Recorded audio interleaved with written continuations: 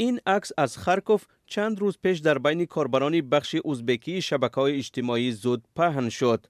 در پس تانک‌های شکسته روسیه شخصان زیاد نوشته نوروز را مشاهده کردند. این یک طرفخانه مشهور ازبکی در شهر خارکوف است که به طور معجزه‌ای آسیب ندیده است. انا در همین جا یک تانک و یک بتر می‌ایستاد. در مجموع 6 عدد تکنیک بود. عیناً در همین جا تیرپرانی صورت گرفت. من نوارش را دارم. ما الکی به محل کارمون رسیدیم. می‌بینید هنوز هم می‌پرانند. بگذار همه آدمان بینن. الحمدلله امروز زنده هستیم.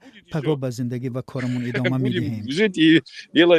شهاب‌الدین یوسفوف که او را مردم اینجا شخو نام میبرند، صاحب طرفخانه نوروز است. آنها از اول جنگ صرف نظر از بمباران کنی و تیرپرانی به ساکنان محلی خوراک گرم تیار کرده به پول تقسیم میکنند. شهاب‌الدین 26 سال باز در اوکراین به سر میبرد. وقتی که جنگ روسیه در آنجا آغاز شد، او تصمیم گرفت که همین جا میماند و آن کاری را که بهتر از همه از عهده‌اش میبراید انجام خواهد داد. من خوراکپزی میتوانم و امکان سیر کردن شکم همه را دارم. توان من به چه قدر دیگر کفایت میکند تنها خدا میداند. چرا خارکوف پابرجاست؟ برای آنکه هر کس موافق امکاناتش کمک میرساند. نفری که جنگ کرده میتواند در جبهه است. ما همیشه خوراک میپختیم و تصمیم گرفتیم که از این را یاردم میرسانیم. همه ساکنان گرد و اطراف الکی میدانند که هر روز از طرفخانه ازبکی نوروز خوراک و نان گرم دسترس کردن ممکن است. در دک‌های کلان آش پلو، شعله و شورباهای گوناگون میپزند. در اینجا همه روزه به بیش از 300 نفر آدم خوراک میدهند. همچنین به بیمارستان‌ها و موقع‌های جنگیان دفاع غذا و نان نوروزی فرستاده می شود. بچه‌ها میگویند برای آماده کردن محصولات خوراک‌ها به مثل تازه کردن سبزی به کمک نیاز دارند. اینک 20 روز می شود ما به این کار مشغولیم. همه خوراک‌ها از گوشت گوسفند و در دیگ‌های کلان پخته می شوند. از همه عجیبش این است که رایگان تقسیم می گردد. من حتی پیشنهاد کرده بودم که یگان صورت حساب باز کنیم تا برای کمک مبلغ فرستند. اما شهاب راضی نشد.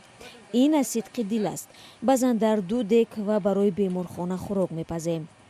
من خودم در چوربینی ها برنده هستم. اینجا باشد برایم نانپزی را یاد دادند. وقتی شما با محبت نان را میپزید که پسان به بیمارخانه ها و جبهه تقسیم می شود، یک احساس گوارا شما را فرا میگیرد. ما برای آدمان همین گونه معجزه خورده میآفریم.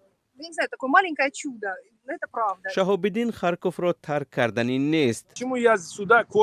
چرا من در اینجا زندگی کردن را انتخاب کردم؟ من در تومسک تحصیل نمودم، در پرم مسکو کار کردم، اما وقتی به اینجا آمدیم در 3 روز به این شهر دل بستم، زیرا آدمان اینجا دیگرند. ما هیچگاه به زبان روسی مشکلات نداشتیم. خودی من 26 سال باز در خارکوف زندگی میکنم. در اینجا 30% آدمان به زبان روسی گپ میزنند. دانشجویان ازبکی ما آسیایی ها به زبان روسی تحصیل میکنند. حتی هنگام ثبت صحبت صدای ترکش ها شنیده میشوند.